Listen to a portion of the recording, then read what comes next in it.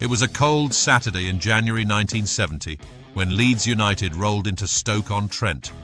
Hundreds of skinheads, sharp-dressed and hungry for reputation. Their target, the Boothen End, the fortress of Stoke City.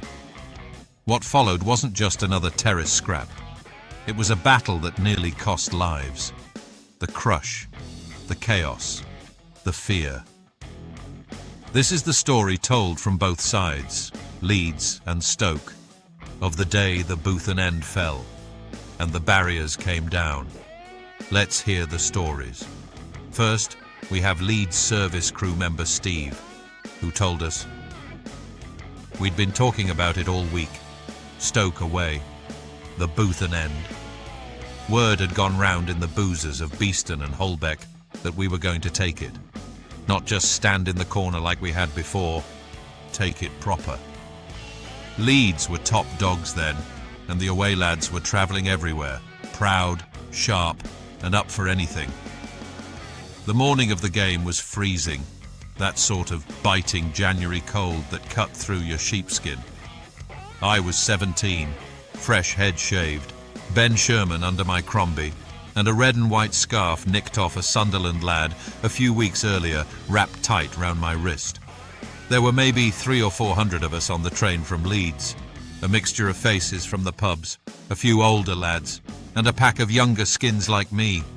Everyone was buzzing. The talk was of getting in early, before the Boothen filled, and planting the Leeds flag right behind the goal. We rolled into Stoke mid-morning and straight away it felt hostile. Little groups of locals hanging about the station, giving us the eye. We'd barely made it down to the Wharf Tavern before the first bottles went flying. A few of ours lobbed bricks in return. Quick, sharp scuffles, nothing long-lasting, but enough to set the tone. The coppers turned up waving their batons about, shouting for us to clear off to the ground. We just laughed and sang, we are Leeds," all the way up the road. By the time we got to the Victoria ground, it was heaving. We pushed through the turnstiles early and went straight for the Boothen. The locals hadn't filled it yet. That was the plan. Behind the goal, tight against the left-hand side by the Butler Street stand, we claimed our patch. Scarves up, voices loud, boots stamping on the old concrete. The atmosphere was electric, but you could feel it building even before kickoff. Stoke faces were appearing all around, pressing closer, their scarves red and white, mouths snarling. The police, young and nervous, tried to hold a line between us and them, but they looked out of their depth. The home fans started spitting and goading, calling us northern scum. Then someone from our lot lobbed a bottle. It smashed near the wall. That was it. They surged, hundreds of them pushing forward. The noise was unreal, like a wave crashing. We stood our ground, fists flying, lads swinging whatever they had, the whole terrace swaying like a ship in a storm. I remember a cry of, "All together! All together!" going up from both sides, and then the whole mass just moved. It was chaos. The pushing from behind was relentless. We were packed so tight I could barely move my arms. My ribs were crushing against the barrier, my feet half off the ground. I tried to shout, but nothing came out. Then there was this terrible creaking sound, metal bending, and suddenly the barrier went. A rush of bodies went flying forward, down onto the walkway below. I went with them, head over heels, landed on someone's back, others piling on top. I couldn't breathe. The weight on me was unbearable, like the air had been squeezed out of my lungs. I remember seeing a lad's face next to mine, eyes wide, mouth open, gasping. Then somehow, a copper grabbed me by the arm. He must have been on the track. He dragged me out, my legs barely working, and dumped me near the wall. I lay there wheezing, ribs screaming, watching more blokes being pulled out, some unconscious, others bleeding. A few were crying, proper tears of panic. For a few minutes it was pure hell. I genuinely thought people were going to die.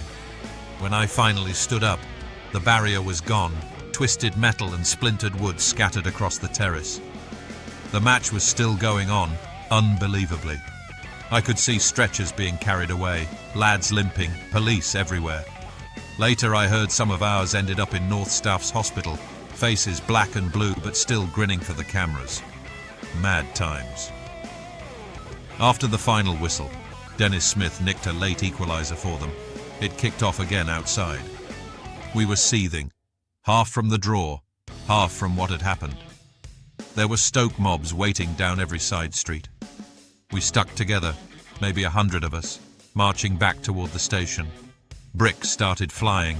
One smashed against the bus window next to me, showering glass everywhere. We legged it through the smoke, ducking down an alley, coppers chasing and swinging truncheons. Somehow I made it to the train, shirt ripped, boots covered in blood and mud. As we pulled out of Stoke, I looked around the carriage, bruised faces, cut knuckles, the odd nervous laugh. Someone started the chant, "Ooh, watch the barriers," and we all joined in, half in jest, half in disbelief. That day stuck with me forever. I've seen some rough places since, but nothing like that crush.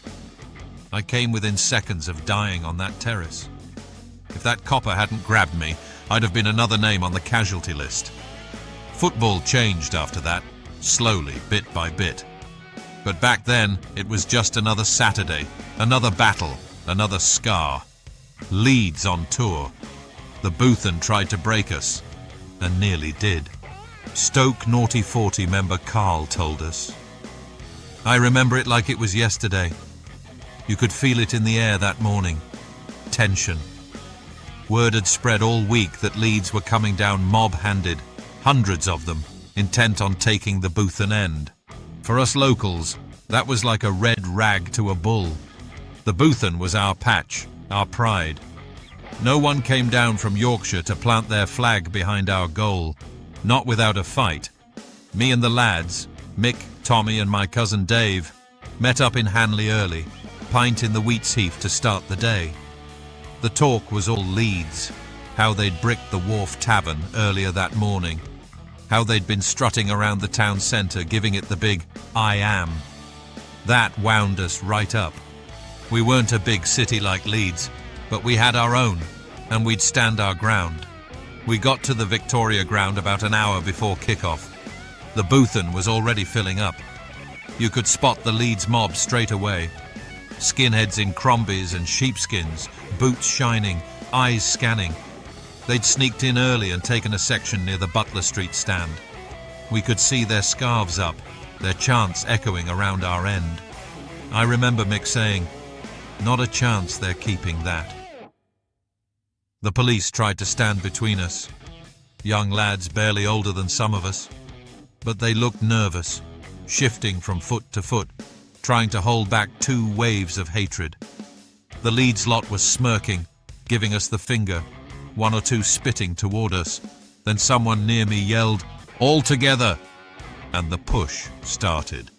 At first, it was the usual surge, the shove and roar that comes before it all kicks off.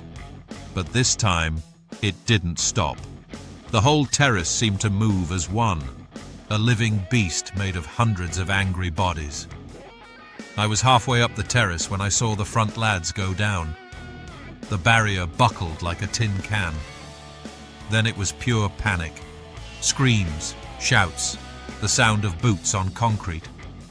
People went down everywhere, like dominoes.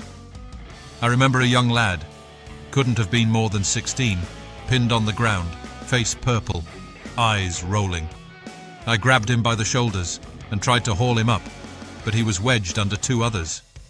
Someone else, I think a Leeds lad, helped me pull him free. For a moment it didn't matter who supported who. It was survival. There were bodies everywhere, some moving, some not. The air was full of dust and fear. I couldn't breathe properly, and the roar of the crowd had turned into screams and cries. A copper appeared out of nowhere, dragging people out by their coats, shouting for stretchers. I saw one bloke carried away on a door panel, blood streaming down his face. The pitch looked like a battlefield. After what felt like an eternity, the crush eased. The barrier was gone. twisted metal and splintered timber lying across the walkway. There were boots, scarves, even a string vest stuck in someone's shirt button. A few of the Leeds lads were sitting dazed against the wall, faces grey. One of them looked up at me and said, "Thanks, mate." I didn't know what to say. We stayed there, helping where we could, passing injured fans down toward the tunnel, where the St. John's lads were working flat out. You don't forget things like that, the look of sheer terror on people's faces. It wasn't football anymore, it was chaos. I remember thinking someone was going to die. Somehow the game carried on. The Boothen was quieter than I'd ever known it. We scored first, but then Dennis Smith nicked an equaliser for us in the last minute. When the whistle went, the tension boiled back up. All that fear turned to anger again. The Leeds fans had started it, and we weren't about to let them walk out of Stoke thinking they'd won anything. Outside the ground it was mayhem. The coppers were trying to shepherd everyone away, but the Leeds mobs were scattered all over. We spotted about 20 of them near the canal, giving it large, throwing stones at a bus. Mick and Tommy went charging after them, and I followed. Fists were flying, boots swinging, lads slipping in the mud. I caught one square on the jaw, and he went down. But before I could move, a police dog came out of nowhere, big Alsatian, sank its teeth into my leg. I screamed and swung round, trying to shake it off, and the handler finally pulled it back, shouting something about, "Bloody animals, the lot of you!" The copper dragged me off to the side, leg bleeding through my jeans. He was shaking his head, saying we were all idiots. Maybe he was right. But standing there, watching the Leeds coaches being pelted with bricks as they tried to leave, I still felt that burning rage. They'd come to take the Boothen, and look what had happened. People nearly died because of it. Later that night, back at the pub, the talk was quieter.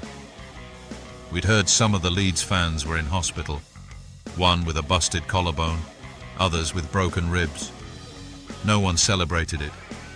Even the hardest lads just stared into their pints.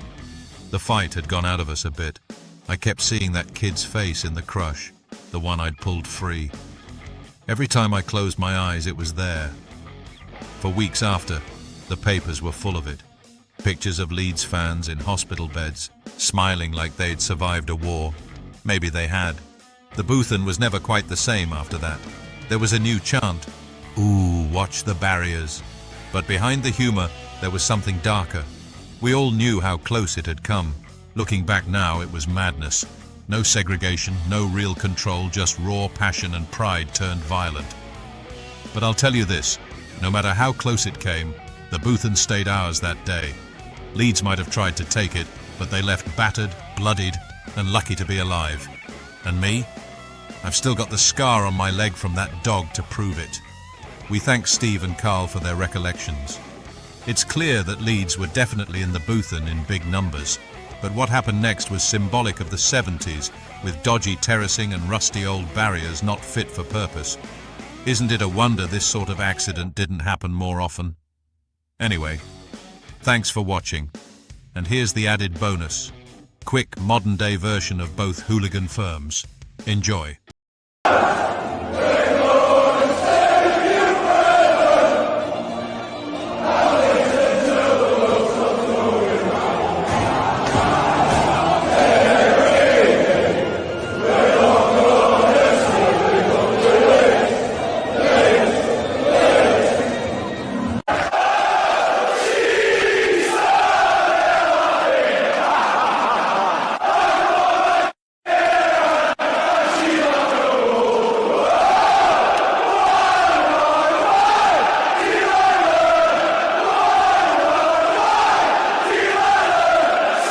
Thanks for watching.